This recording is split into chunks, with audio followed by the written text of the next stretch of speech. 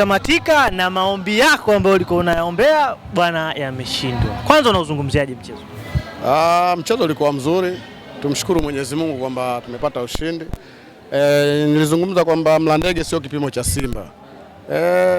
Unafikiri mwenyewe kila mtu kajionea kwamba Mlandege sio kipimo cha Simba, na kama alifunga Simba basi itakuwa Simba dumu, sio Simba Sports. Umeelewa? Kwa hiyo ndio hivyo, umekiona kilichotokea leo, umekiona. Yeah. Lakini maombi yameenda tofauti, mzee kujichola. Unajua watu wanaweza wakawa labda hawanielewi. Nilikuwa naongea vile namaanisha kitu gani, simeelewa. Lakini kama una akili kubwa ya kufikiria kitu gani namaanisha, basi utanielewa. Nilikuwa nazungumza vile watu wengi walikuwa wanatarajia itokee hivi. Nafikiri imetokea, simeelewa. Sasa hapo ndo kuna hatari zaidi, simeelewa. Kile ambacho walikuwa wanatarajia watu wengi kimetokea, lakini hapo ndo kuna hatari zaidi. Huu ni mtego, simeelewa. Binafsi sio kama napendezwa labda na matokeo mabaya ambayo tunayapata kwa mtani.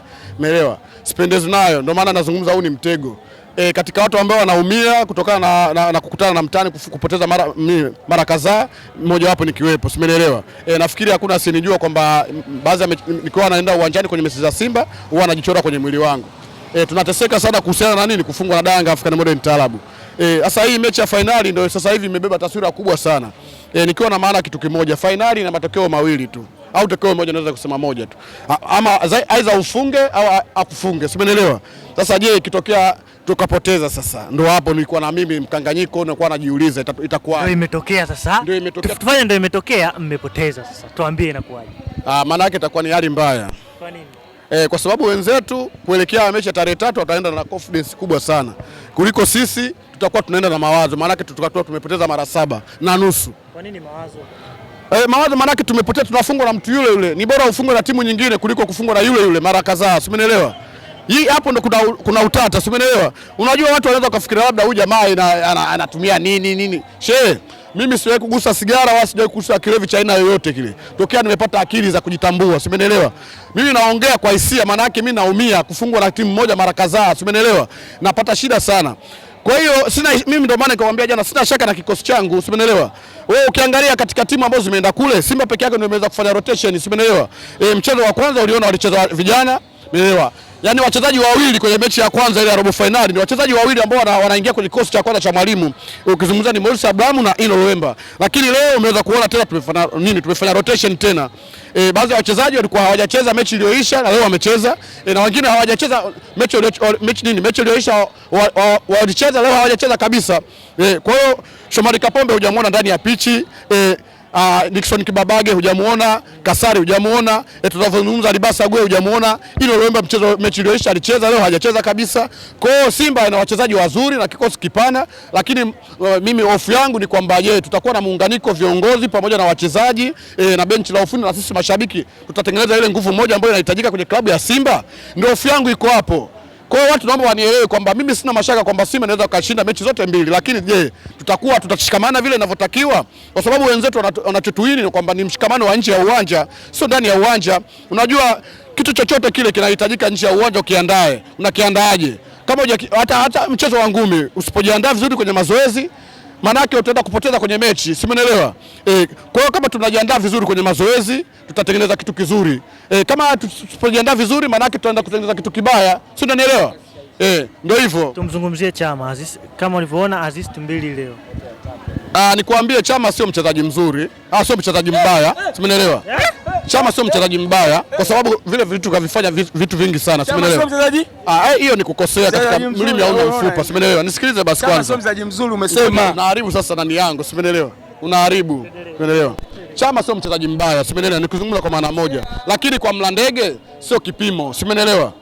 Kipimo cha sasa hivi kwa Chama, mpe tough mechi, simeelewa? Kama vile na Azamu tuliocheza kule Chamanzi, mpe na mtani pale, tutamwona yule Chama ambao unamhitaji.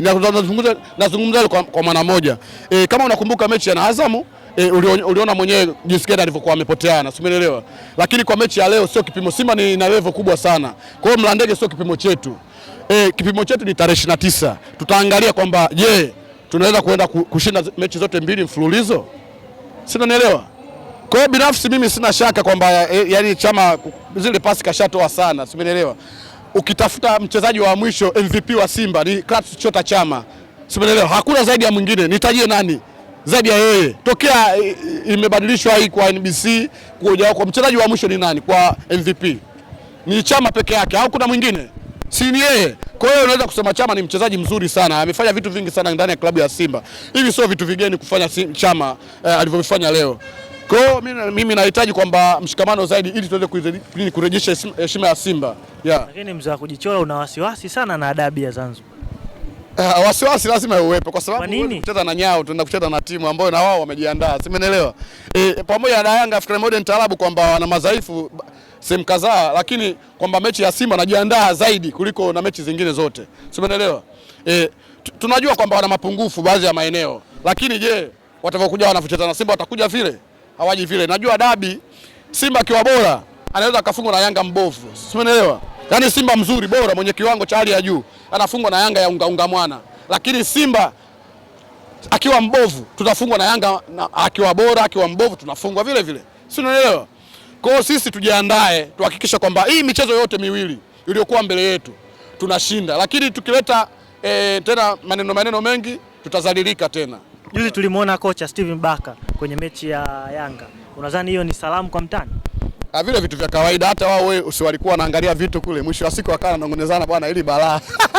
Kwa sababu goli la Anset Youra ni kama kombora la Irani.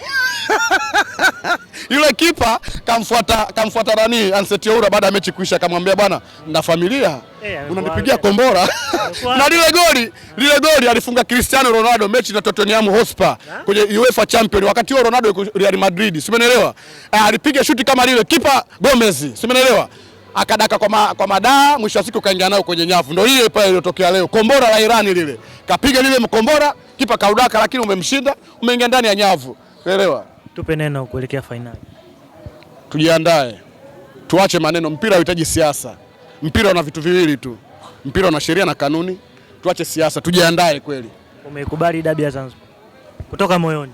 Kutoka moyoni. Tushaingia. Maji ukiyavulia lazima uyaoge. Shukrani. Umekubali, asante sana.